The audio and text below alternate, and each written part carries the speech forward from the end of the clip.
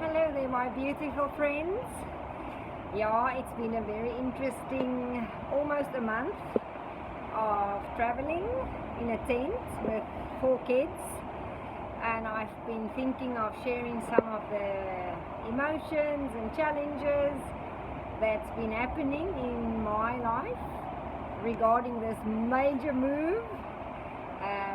It's been super exciting and we've really been enjoying it.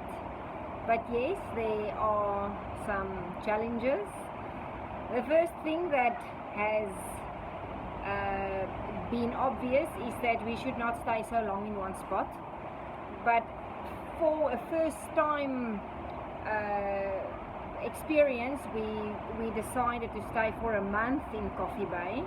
And Coffee Bay is lovely and beautiful and we're really loving it, but a month in one spot is definitely not going to work, practically and emotionally. It just gets, because it's not your own home, you don't belong, you're not part of the community, so you're a tourist, but you're such a stranger because you're becoming familiar with the environment and the little village, but you're not part of it. So a tourist, it's different. You come in, you enjoy, everybody sees you as a tourist and it's fine, they treat you as one, and then you move on and you move through.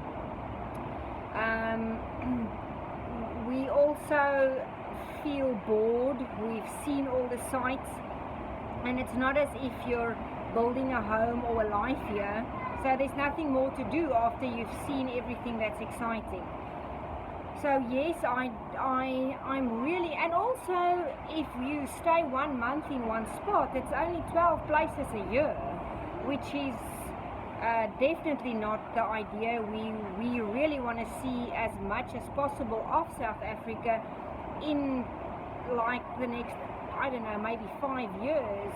So we're thinking closer to 2 weeks will be a good stay.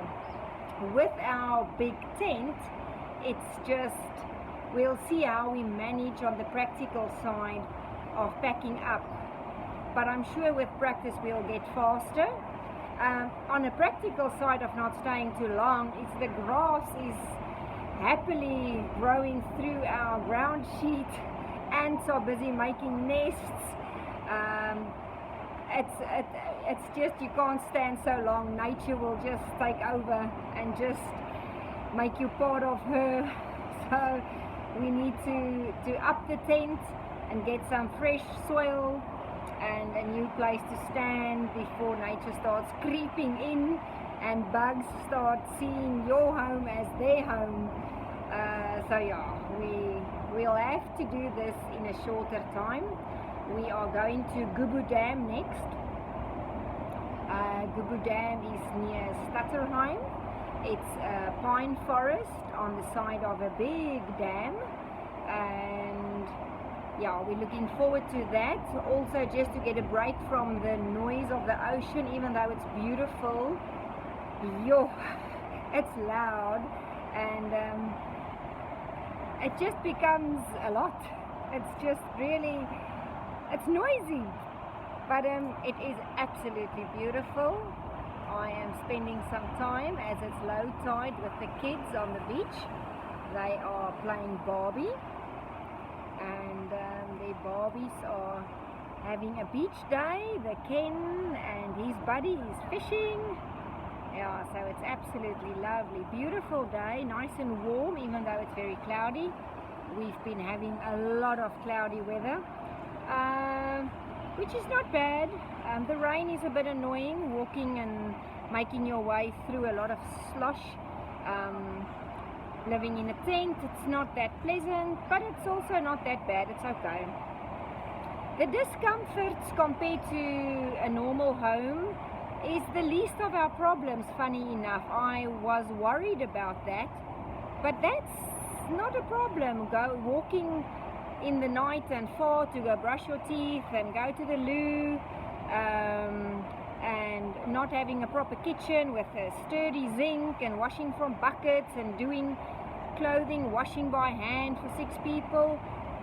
all of that I was very concerned about, but that has really been the easiest part for me.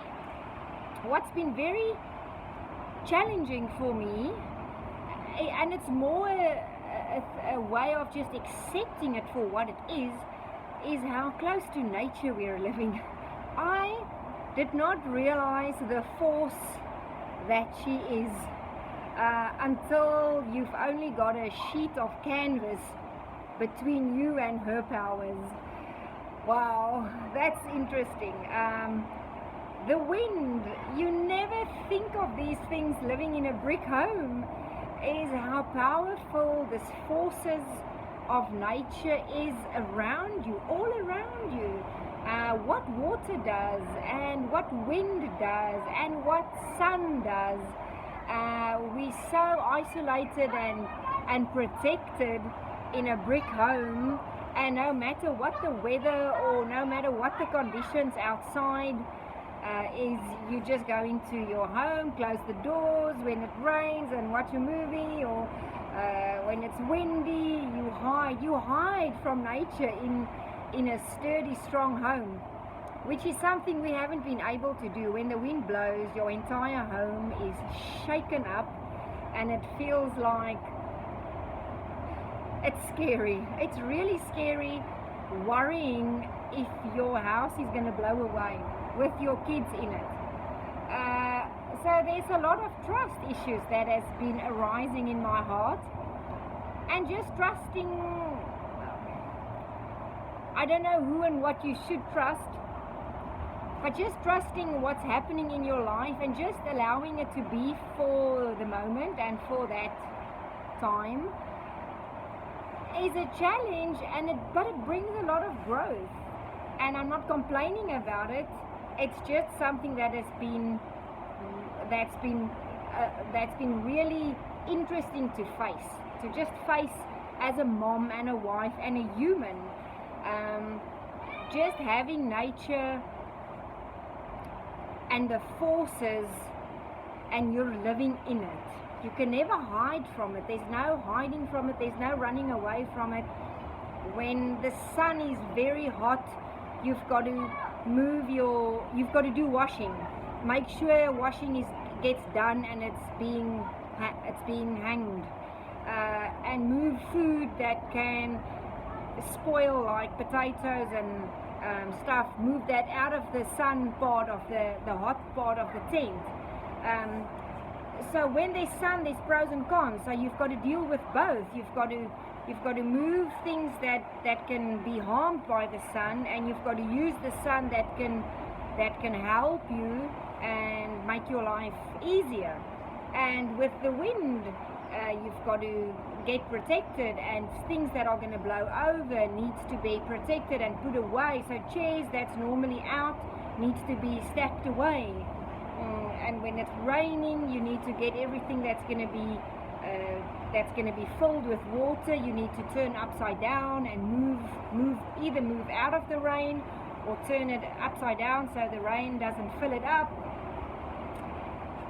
Never thought about these things living in my brick house. So yeah, all of a sudden you've got to be so aware of what's happening with the elements all around you, the heat and the wind and the sun and the rain, and you've got to think of it. And the bugs, oh my goodness, so many little creatures that live all around you that you never notice. We've had snakes in the bathroom, and our neighbor camper said there was a big snake on the grass sort of near us the one morning when he went to the loo. So all of a sudden you've got to keep your doors closed to protect you from little critters that want to creep in to your home. Yeah, that's scary for a mom. And spiders, and the normal little bugs don't bother me that much, ants and stuff, but I'm scared of spiders, and I'm scared of snakes for my children. So now we keep it closed, the mesh doors, to just make sure nothing creeps in when we're not there. I would really hate coming into my tent and having a snake in a corner. So yeah. So we go to bed exhausted and tired. Not so much of the extra physical things that we're doing, but the emotional. We have to think about so many things more than we ever had to. We have to think all day long. It feels like you walk into the bathroom and you first check the roof and behind the toilets to make sure there's not a snake. And when you lift things, you just keep an eye out for maybe a spider or a little bug that might have crept into a little safe space for itself. When the wind blows, you've got to think, how can you use this? What do you need to put away, and what can you do to use the wind to your advantage? So it's really mentally straining for me to having to think about so many things all day long. And I tell you, when I go to bed at night, before my head hits the pillow, I am gone, and I sleep so deep because I'm so tired, and I've never needed sleep as much as I did now. I've never had to sleep just to switch off from everything that's being processed in a day. Things that you would never think of being in a secure, sturdy, bricked up office or house. It's just, people keep on saying, yeah, but you're on holiday all the time. Yes, we are on holiday all the time, and it is bliss, and we are loving it, and it's amazing. But we think a lot more, I think, than the average city person about things that you would never think we have to think about. I can't even tell you about all the things I have to think about. Just being so aware of the forces of nature all around us. And then the challenge is to learn to trust and to find your place in that whole system. When it's low tide, we rush down and we enjoy the water. And when there's a lot of wind, we've got to really make sure everything is blocked off and closed. And we just have to trust that there's a little space for us in Mother Nature's system. And it's beautiful, and it's actually easy. It's about allowing, and it's also living in the moment. We have been forced to so love the moment and use the moment. When there's sun and when there's beautiful weather, we make use of it. We go out and we go to the ocean, or we go to the lagoon, or we go on walks.